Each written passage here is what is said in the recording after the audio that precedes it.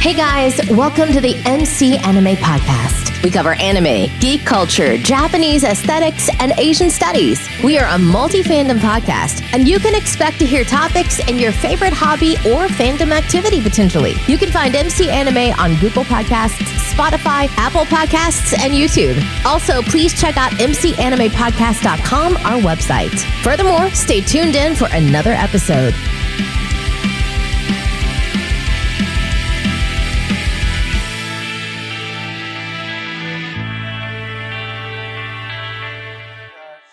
MC from MC Anime Podcast. Today I have a really exciting topic to share. Therefore, here's the pleasantries.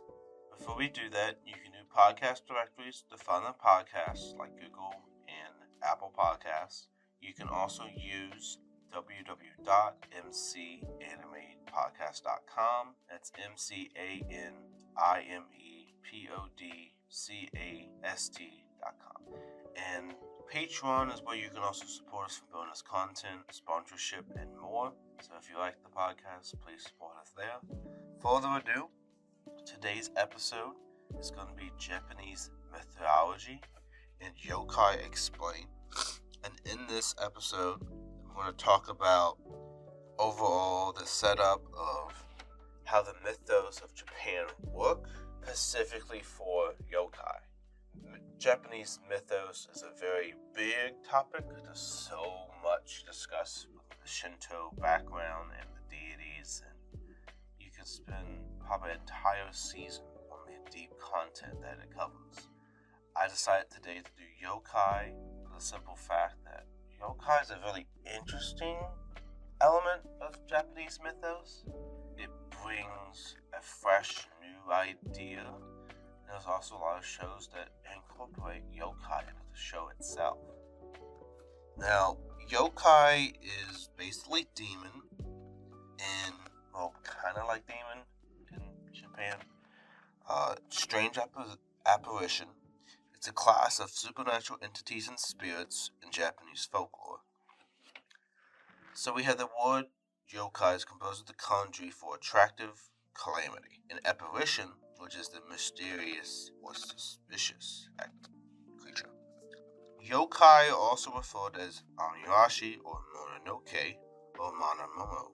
Despite being translated as such, yokai are not literally demons in the Western sense of the word, but instead spirits and entities.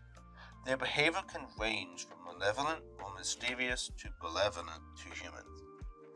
So that statement right there basically says yokai is not necessarily the translation of demon, but like a spirit or apparition that is around. Just like you have wood force spirits, yokai is as such another spirit to interact with. Some mysterious, some malevolent, benevolent, so it all depends on the human interaction. Some like to make jokes, some are really nice, some just stay away. It all depends on the characteristics of the yokai and what they do. So, yokai often have animal features such as like the kappa, for example.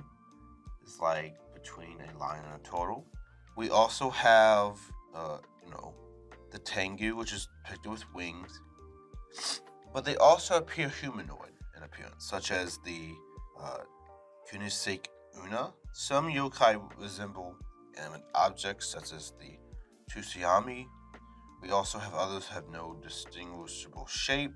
Yokai are typically described as having spiritual or supernatural abilities, with shapeshifting being the most common trait with them. Yokai that shapeshift are known as Bakemono or Ibake. So they can be a shapeshifter, transform into someone else, some object. They can camouflage in the surrounding area in the shape-shifting lore. So that's interesting. So the Japanese folklores and historians explain yokai as personification of supernatural or cannibal phenomena to their informants. In the Edo period, many artists such as Seiken invented new yokai by taking inspiration from folk tales or purely from their own imagination. Today, several such yokai, such as the Amakuri, mistakenly thought to originate in most traditional folklore. So, some of the traditional folklore and new yokai do not apply because it was made up by artists and inspiration from folklore. So that can cause a lot of confusion on which yokai is originating in the traditional sense versus someone making it up. But it's also during the Edo period too. So these are also old, but the original yokai are even older, so it's really hard to distinguish between the two. So the concept of yokai, the causes of phenomena related to various greatly through Japanese culture and historical periods. Typically, the older the time period, the higher the number deemed to be supernatural and the result of yokai. According to the Japanese ideas of animism, spirit-like entities to reside in all things, natural phenomena and objects, such spirits possess emotions, personalities. Peaceful spirits were known as Nigi Mitama, who brought good fortune. Violent spirits known as Era Mitama, bring ill fortune, such as illness and natural disasters. Neither type of spirit was considered to be yokai, but these are more other spirits other than yokai descent.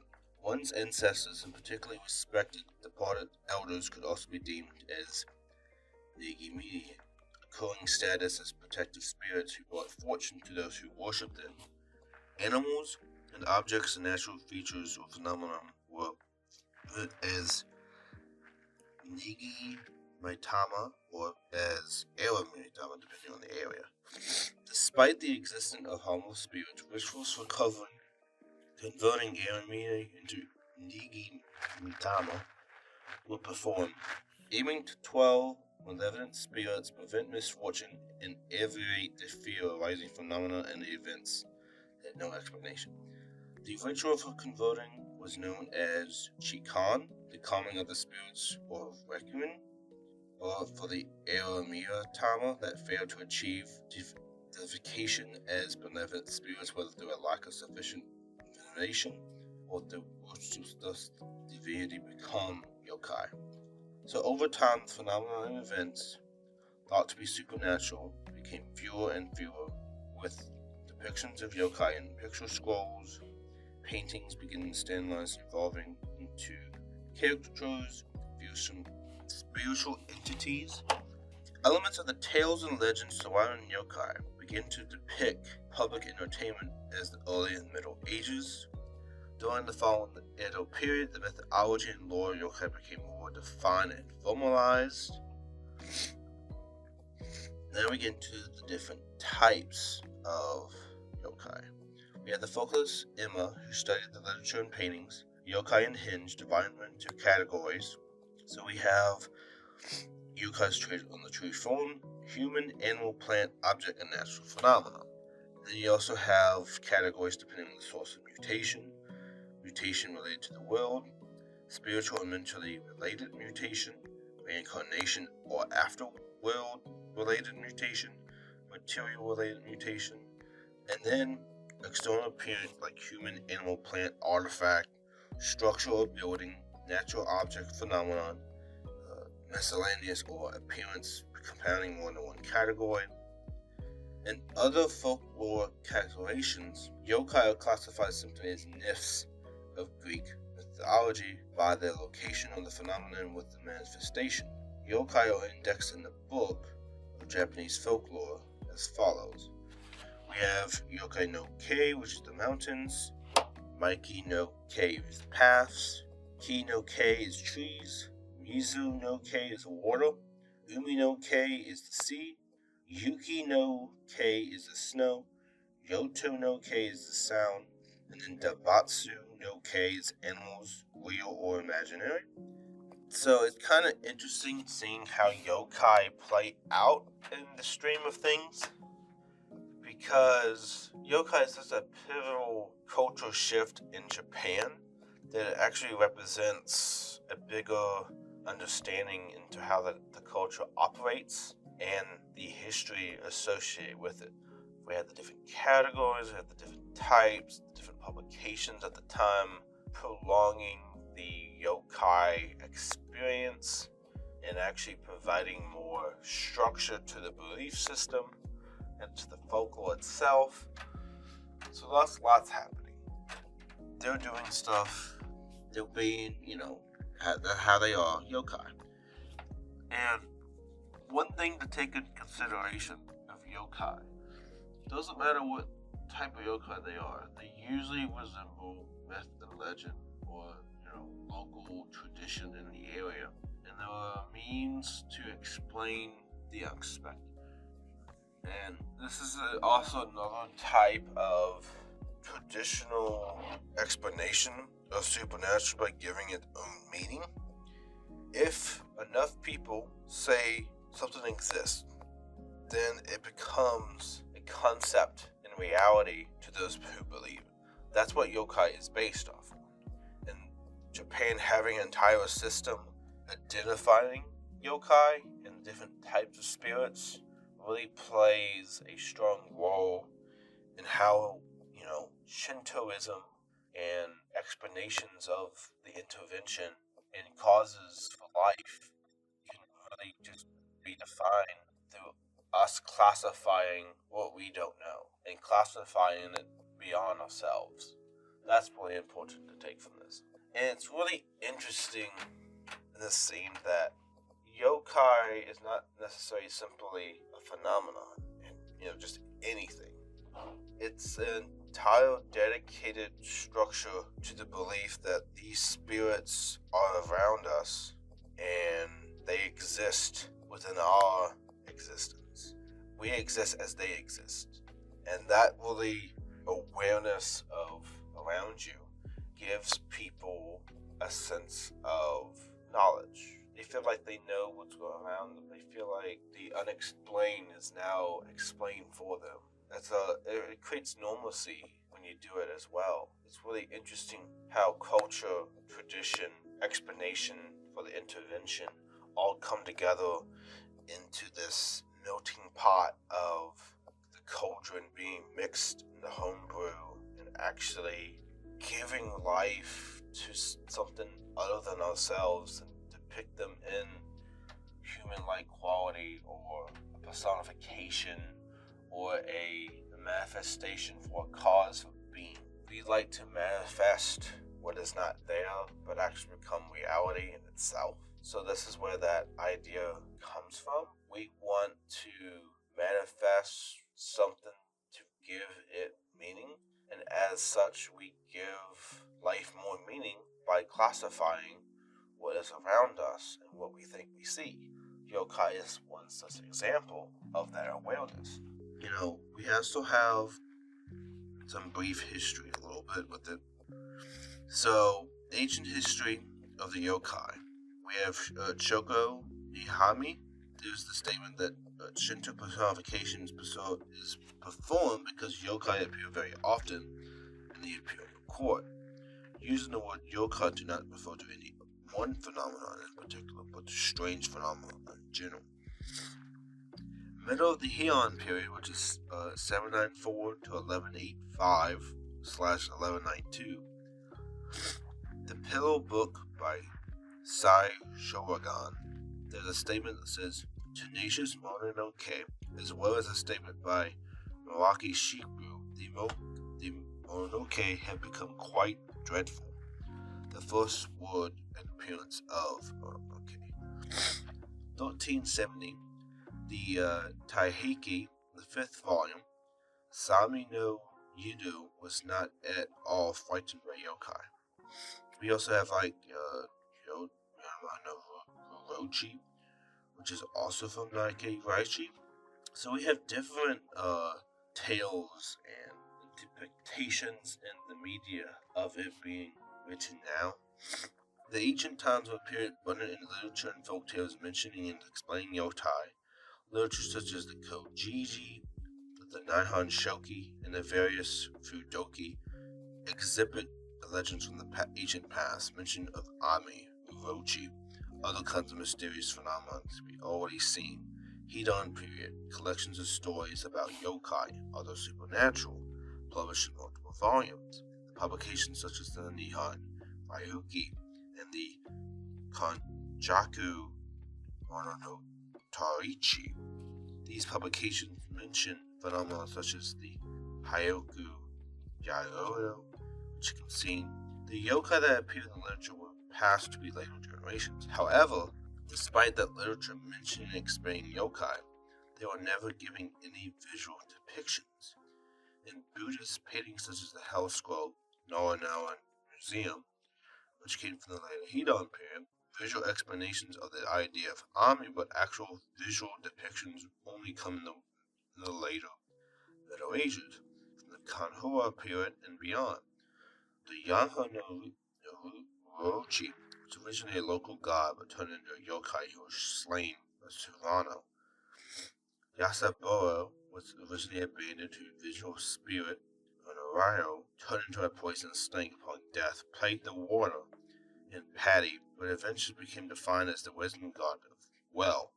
The Kappa and Inugami were sometimes treated as gods in one area and yokai in other areas.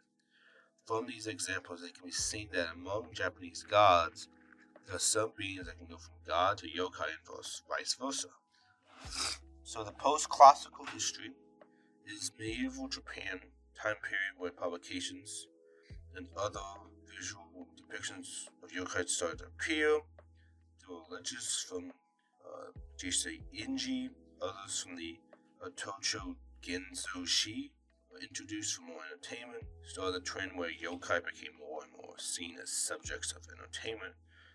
For example, tales of yokai extermination could be said as a result of the superior status of human society over yokai. So that is some depiction of yokai. Then we also have like all these different publications popularizing the idea of what yokai is. So the documentation of yokai is interesting because people put their own spin on it and people believe certain standards of the time. So the publication, people writing about it, depicting these spirits, maybe gods or yokai, or changed, from time to time. It's really how they spin it, their narrative, their perspective in a situation. Now I'm going to take a little break from the history of yokai. What I'm going to discuss is now some specific kinds of yokai that I want to talk about. The kinds that I want to talk about is the kitsune, the ami, the tengu, the tsukumogami, the yuki onna, and others. So the kitsune is kind of interesting for the simple fact that it is a fox spirit. This is interesting because usually the kitsune is like the 90th fox. We have all these different, it being in different lores. So it's really interesting seeing how kitsune plays into it. So what we have is a rather shy Tespuri Otochi who picks usually her time in buckets. She's often seen in dark places as well, caves or wells. So the kitsune foxes that possess paranormal abilities that increase as they get older and wiser. According to yokai and folklore, all foxes have the ability to shapeshift into human form. Some folktales speak of kitsune employing the ability to trick others as foxes and folklore often do. Other stories portray them as faithful guardians, friends, and lovers. Foxes and humans live close together in ancient Japan. The companionship gave rise to legends about the creatures. Kitsune have become closely associated with Oi, a Shinto kami or spirit, serve as messengers. This was to reinforce the fox's supernatural significance. The more tales the kitsune has, the more it may have many as 9, the older, wiser, and more powerful. Because of the potential and power of the influence of who makes exploration to make them a deity. Conversely, foxes were seen as witch animals, especially during the Edo period, and were thought to be as goblins who not be trusted, similar to badgers and cats.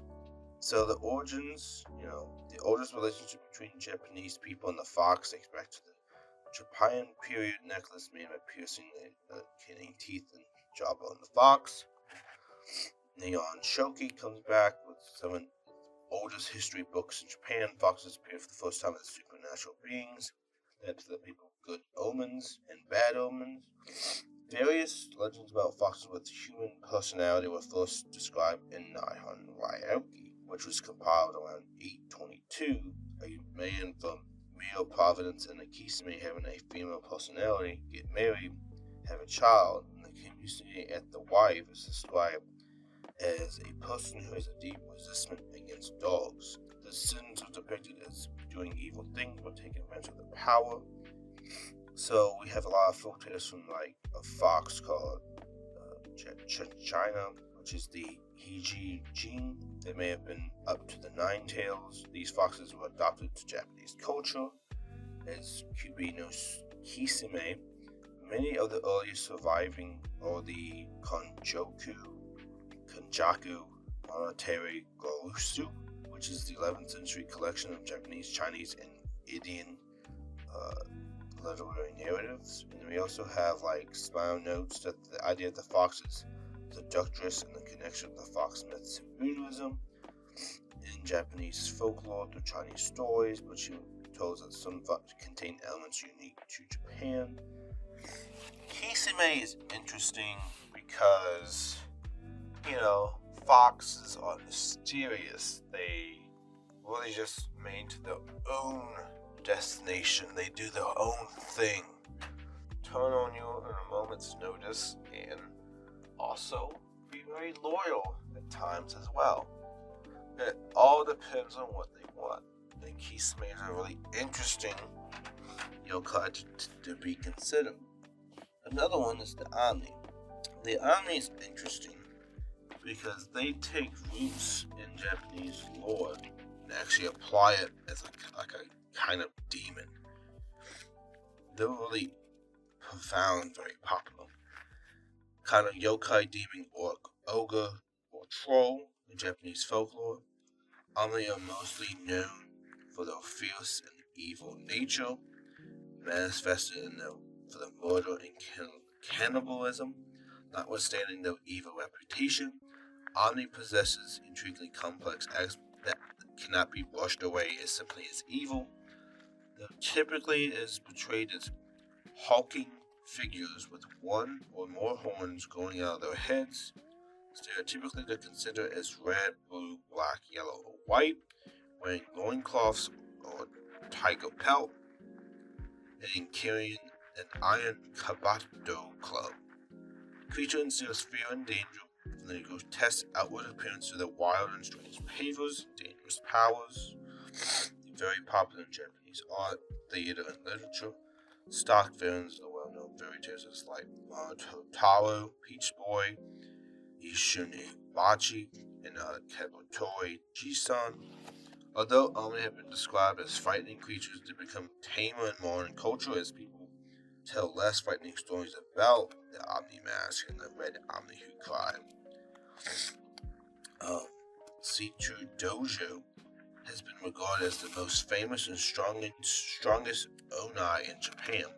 The legend of Shoten Jojo has been described since the 14th century in various arts, traditional performing arts, literature as the Mano, Jojoi, Nao, and Kabuku, the Tachi, which is Japanese longsword, Dojuri, which is the Minamoto no Yurimitsu, which is the decapitated Shoten Jojo, and the legend is now designed as the national treasure when the taking Goku, the 5 greatest swords under heaven. So it's kind of interesting seeing how they take in lore. Their origins is the old etymology for onna is the word from the oniyani reading a character. Hide or conceal, have the tendency of being hiding behind things not wishing to appear, which reveals that the Ami at the time had a different meaning as a soul spirit of the dead. They also have the Demon Gate depiction. Taoism and eccentric Yado, the ways of yin and yang, northeastern directions, tamed to Kimon, the demon gate, unlucky direction which evil spirits pass based on the sign of the 12 zodiac. The cardinal direction the king was also known as the ox tiger. The temples were often faced building that directions. For example, it's deliberately built on Mount Heiji, which was in the Himon direction from Kaito in order to gain the god power. However, skeptics about this could have been the initial design. So the traditional culture is being thrown to drive out Omni is practiced during the Sapburns festival in February. People cast roasting soybeans out of their homes. Omni no wa sota, fuku wa yurichi. Omni go out, blessings come in by a strong wrestler. So, basically to sum it down, Omni can be demons, they can be misunderstanding creatures as like trolls or ogres, and there's also in brute force, so they fight in numbers. And just like any orc, troll, or anything like that, they're misunderstood. So often they get the evil role because they're very easily portrayed as the villain in some aspects. It's an easy mechanism in storytelling to put them as the villain. So Omni have that role in yokai, which I really like. Another yokai that's worth mentioning is the tengu. Tengu is kind of interesting because it's like a hybrid of different animals. It's a legendary creature in folk religion. They're considered a type of yokai, supernatural beings, or Shinto kami, which is gods. The tengu were originally thought to take the forms of birds, prey, and a monkey deity. Tradition depicted with human, monkey, and avian characteristics. We also have the Soro Tahiko Kami, considered to be the original model of the Karaha Tengu, a supernatural creature with a red face and a long nose, which today is widely considered the Tengu's defining characteristic. He is the Shinto monkey deity who is said to shed light on heaven and earth. Some aspects theorize that the Saro Atakihuku was a sun god worshipped in the ice region prior to the popularization of the Amaterasu. Buddhism long held that Tengu were the disruptive demons and harbingers of war. Their image gradually softened, however, into one of the protective and even manifestations of Buddhist deities. It's still dangerous spirits of the mountains and forests. Tengu are associated with the aesthetic practice of Shugyudo, and they're usually depicted on the garb of the followers, the Yamabushi. So the image classic is, Tengu is various shapes, usually falls somewhere between a large monstrous bird and a holy and provides being, often with a red face or usually large or long nose, like kite-like beings who can take human-like form, often take avian winged heads or beaks. Long nose seem to have been conceived in the 14th century as humanization of the original bird skull. Then we have a similar nose measuring 7 spans in length. The virtuous vegetables two things are often popped with identical red phonetic nose masks, such as some of the earliest representations of Tengu is the Tenju-achi Baki, which is parodies of the high-ranking priests by endowing them with hawk-like beaks of Tengu demons. Tengu is like maybe taking shape of priests. Tengu came to be associated in the particular Yamabachi, the mountain aesthetics, who practice Shugudo, where Tengu are mostly depicted in the Ambashi unique costume, which includes a distinct headwear called a kojin and a pom-pom sash due to their priestly aesthetic. They're often shown wielding the kawabara, a distinct staff used by monks. Magical feather, the else will shrink a person's nose, but usually they have 2 stirred Greek winds, such as type tail, tooth with gitter, or sandal. So Tengu is really interesting for a number of features. Avian-like appearance, the human-like appearance, the monkey aesthetic, the red face, the long nose. So they really have, and also like a holy image as well. They're like priests, or like tengu are often knowledge seekers. So they, protect the knowledge or act as a guide in some aspects. They can inform you of danger. They can be overall, protectors as well. They warn you of evil, hear no evil, stuff like that. So it really encompasses what the characteristic of Tengu is. The more like human, but still a yokai spirit, and sometimes a kami, which is a god. So they have benevolence in the fact that they serve as an informant for other humans. We also have the tsukumogami, which is kind of interesting. This is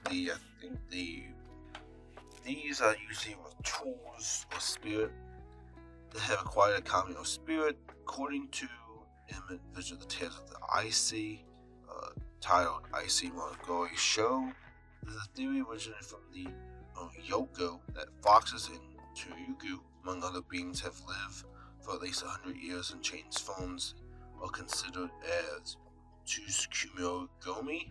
In modern times, the term can be written as 9 kami to emphasize the ageness. According to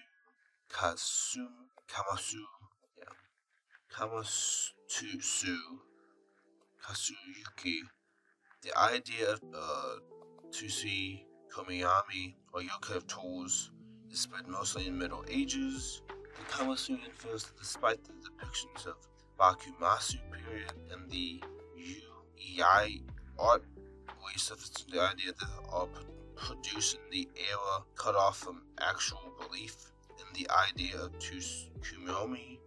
Because the term has been applied to different concepts in folklore, these remain confused as to what the actual term actually means. Today, the term is generally understood to be applied as virtually any object that has reached its 100th birthday and thus become alive and self-aware, though this distinction is not without controversy. Brief history is the word is also pronounced as tsukumogami. Here's a writer poem in the 9th century. The titles are Eyes, Tsuyoku, an unknown meaning, and Kami, meaning hair. In the poem, it referred to an old woman's white hair as Tsuyoku, has been interpreted as meaning old, often metaphorically as the 99 years. The element Kami hair is the homophone of the Kami spirit, both pronounced Gami in compound words. Thus, the word Tsukumogami has become a 99-year spirit. The kanji representation is that, the tempo period, the Atogiishi and Ikumondo, called the Tsukumogami Ibaki. According to the Ibaki, it told after the passage of 100 years, develop a spirit kami with a change to become a Tsukumogami. This Ibaki is a caption stating that the word Tsukinoko could also be written to kanji, meaning 99 years. The word Tsukinogami is not attested at the surviving literature of the time, and so historical usage has been handed down the detail. The Tsukinogami Ibaki describes how an object will become occupied by a spirit after 100 years, so people will throw out old objects before they become 100 years old, which was called the Tsukuhara.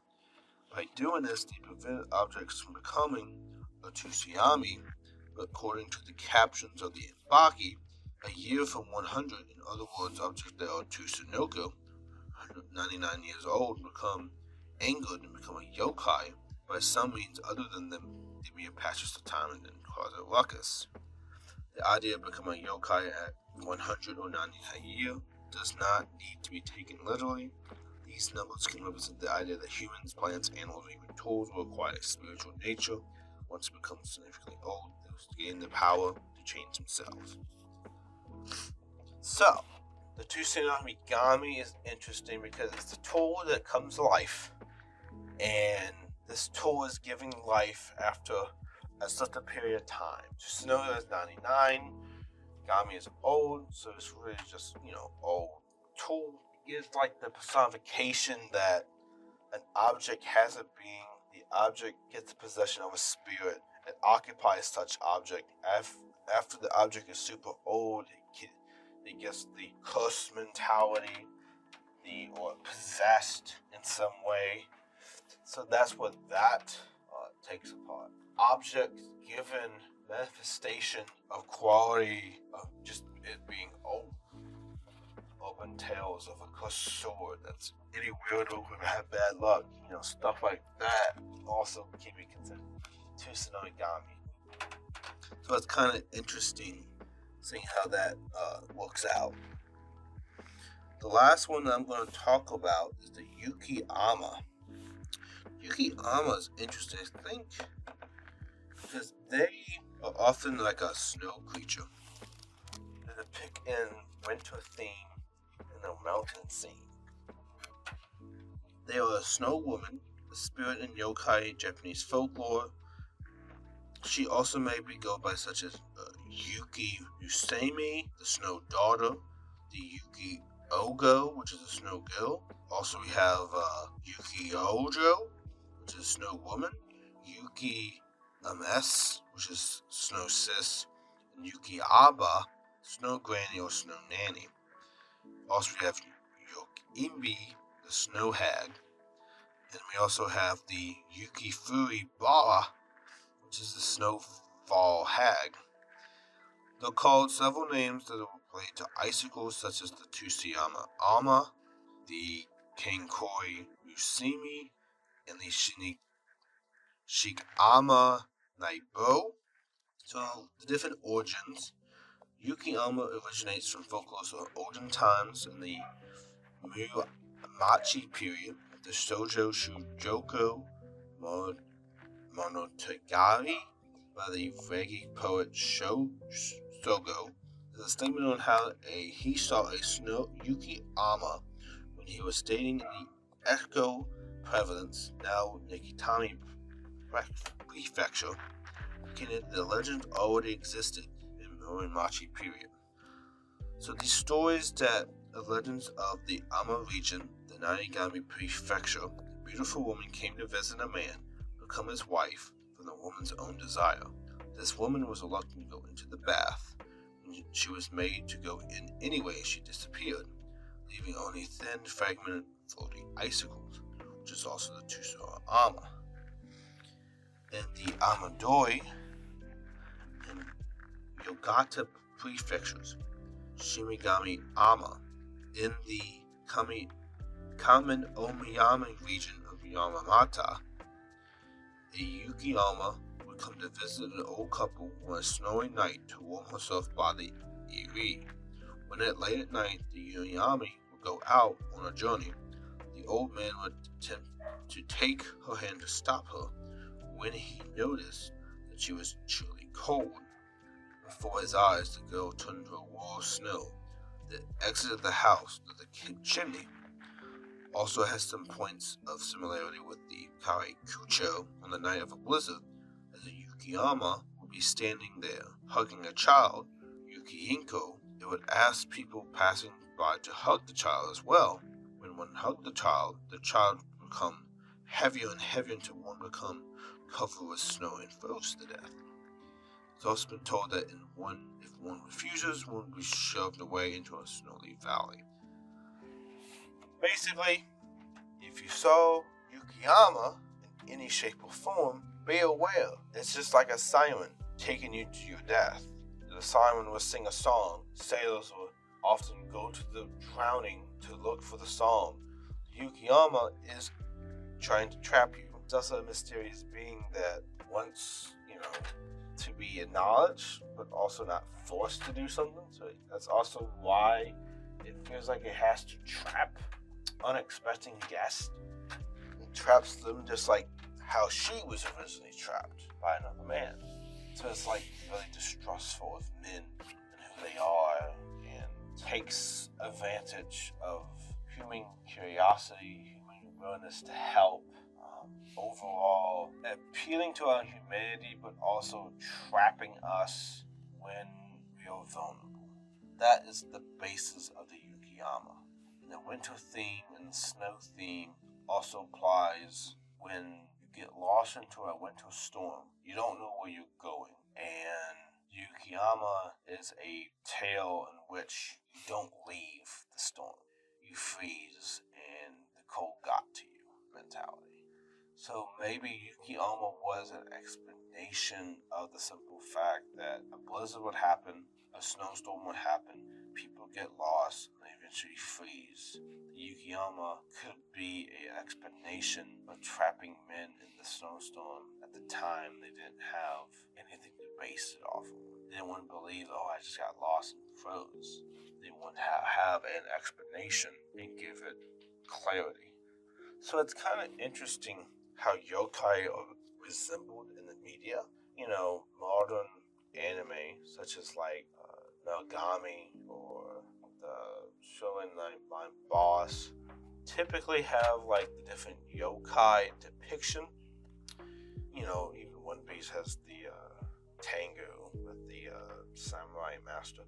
So it really goes to show you that yokai are actually interesting, because yokai actually have a lot of masks. People wear the different masks at the different festivals and celebrate the high culture that yokai plays. Yokai is really unique to Japan. And this is just different explanations of who they came to be, how they came to be. But the standardized use of yokai can be simply as defined as representation of phenomenon that is a supernatural, that is a broad description into explaining what is happening. They perceive a narrative, they believe it, and then for that narrative, it's speculated to many people of different literature, publishing, paintings, wise tales, all shared by written record, local stories, and overall overlapping themes of human telephone. So people tell it, retell it, puts a new version on it, and then that's how the legend becomes a legend. So if you like this particular episode and want more of this content, I highly suggest going to the Patreon. You can give a vote to have a say in what the content we have. Please give a like and subscription as well. You can find us when you get a podcast near you: Apple Podcasts, Google Podcasts, Amazon Music, Spotify, and iHeartRadio. You can also find us on www.mcamepodcasty.com, mcamepodcast.com. In the Patreon community, we have different tiers for different support, so please go there and blog MC Anime. We appreciate your time. I thank you guys for being here, listening, overall, hear me talking about Japanese mythology and yokai explained. I hope this has given you clarity on some, yokai in general. Not a deep breakdown of yokai, but like a general means to know what yokai is. So I hope that helps. Bye, guys.